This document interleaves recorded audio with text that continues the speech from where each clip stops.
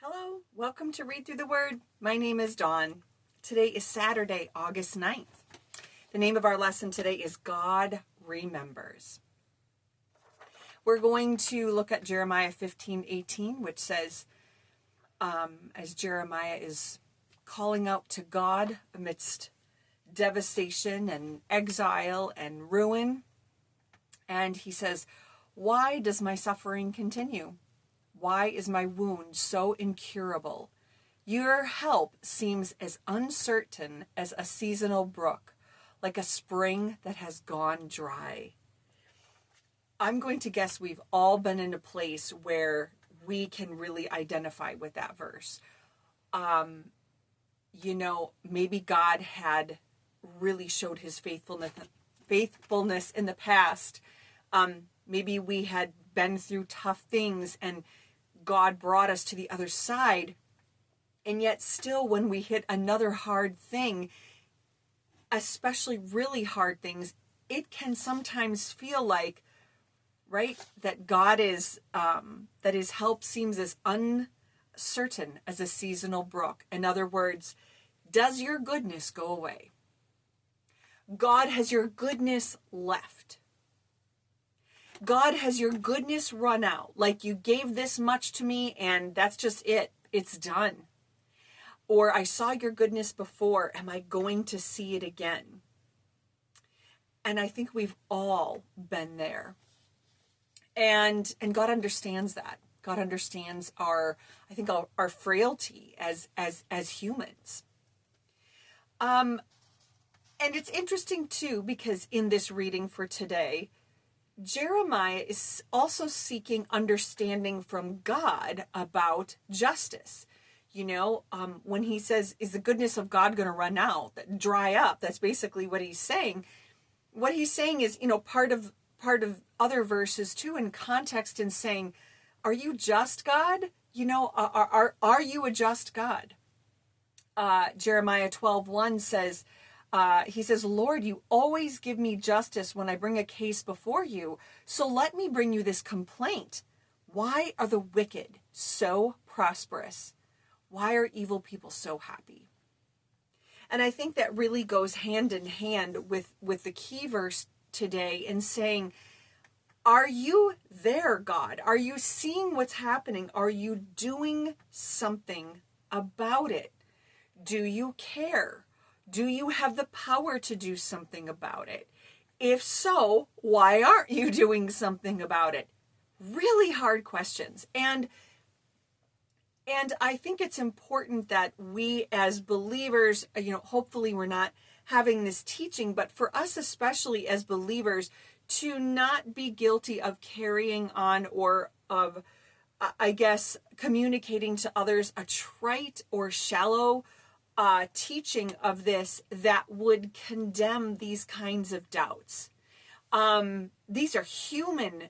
These are part of our humanness, to wonder this and to question, just to have questions.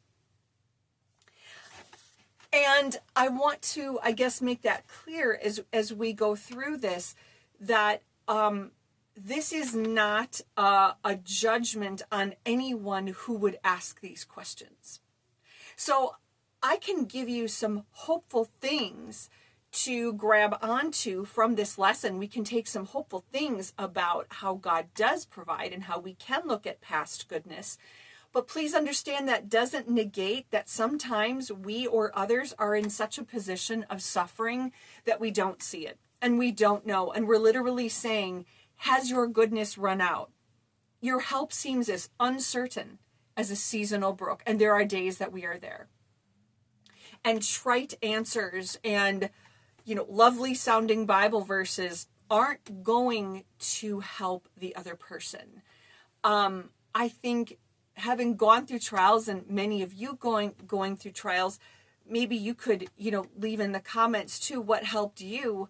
I'll tell you what helped me was just having someone be there with me to say, this is hard, this is wrong, or this is unjust, or this is really difficult. This is a difficult thing to go through. And to not have answers necessarily, but to just sit with the person and to say, I'm here. I'm here, and I'm not going to leave you. I'm not going, you don't want the other person to feel judged or forced into speeding up the grieving process. So none of this is saying that. So I am going to offer words of hope because, God is a God of hope, but I want to do that with, like I said, with kind of the understanding that we're not always there, and that's okay. So I thought it was interesting when we think about God's, when we want to look upon what God has done in the past and try to be faithful, or try to remember his faithfulness when we're struggling, and how God works at certain times. Like I thought of Elijah when I read the key verse. God provided this beautiful place for Elijah, who had been on the run, to rest. This beautiful brook. What happened after a while? The brook dried up. And Elijah must have thought, you brought me to this amazing place of provision when I really needed it, and now you're taking it away. Now, God wasn't taking it away. He was moving him on. He was moving him on to something else. The way that God provides for us one day or in one season could be completely different than how he provides and what his faithfulness looks like in the next season. It doesn't mean he's not providing. It just means it might look really different. And we have to follow and trust. Okay, another example I thought of was Joseph, that sometimes we just have to wait, and there's something going on that we don't see. Joseph was given these visions, and he's, sitting in this prison, and he's been so unfairly treated, and that wasn't right. But he didn't see what was ahead. And what was ahead was something good, was God's redemption for him. Another example I thought of was David, that he was suffering the consequences of someone else's sin. So, David was anointed, and then he spent all this time running away from someone who wanted to kill him. That probably didn't feel like God's faithfulness to him all the time. And yet we know that part of the problem was that he was suffering the consequences of King Saul's sin and wickedness. So there's different ways we can look at how God provides and what his faithfulness looks like or doesn't look like. And I do, again, knowing that there are times that we just can't see God's faithfulness. And I think that's really when our community needs to be there for us and say, we're holding on with you. I can think of many times where even when my faith was low, just recalling to mind something that God did in the past, really helped me. When I was going through kind of the initial phases of my health issues that I had been through, I had sought some treatment, and it went far better than I thought it would. I still had a ways to go, but it went far better than I thought it would. And I was so amazed that I actually saw improvement from this treatment. And when I had to drive out of town, it was, kind of a big thing to go do this. I remember when I came home and I was talking to my friend and telling her how grateful I was, she said, I want you to just sit and think about this feeling, this experience of what God did for you. And I want you to hold that close, hold that to your heart. Put your hand on your heart and hold that experience close. Remember what God did. And so that when you have days that are still hard, close your eyes and remind yourself of that moment when you saw God do this, when you experienced God's provision. Hold that moment, ponder that, meditate upon that, keep that close in your heart. remembering who God is and what he did.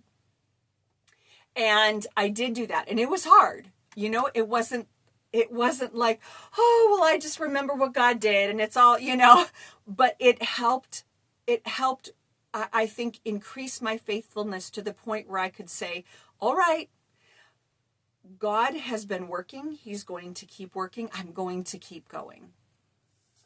Another thing that of course, as I talked about, is sometimes when we struggle to trust, it's knowing that God is still near and he's still compassionate. I'm going to give one other example. This one's a little different. I had been through it was probably some of the most traumatic years of my life. And I knew I had obeyed God and I had followed God in something that was really, really hard. And, but I needed provision, or I wasn't going to be able to keep going, right? I needed financial provision. And I remember, I literally remember just laying on my bed, just silently sobbing and literally saying to God, you brought me this far for this whole thing to just crash. You brought me this far for all of this to fail, for me to fail. And those are the words that I asked God. And I didn't ask them with the spirit of, you know, hatred or bitterness, but it was true anguish. I was like, you brought me this far. And this whole thing is going to come crashing down because I don't have the provision I need. And I was so, it's not that I stopped, you know, I knew he was still God. I knew that. I just didn't understand why this was happening. And it was heartbreaking. I wasn't in one of those moments of like quoting verses to myself or whatever. I was just struggling. And literally within just a couple days, a letter showed up in the mail from a friend of mine. And she did not know she knew my general circumstances, but she did not know this exact specific struggle that I was going through. And so she had no idea. But in the mail a couple days later, there was a check for the exact amount of money that I needed. And so I think that was comforting to me, number one, because that was God's answer to me. Like, I am watching you. I do see what's happening.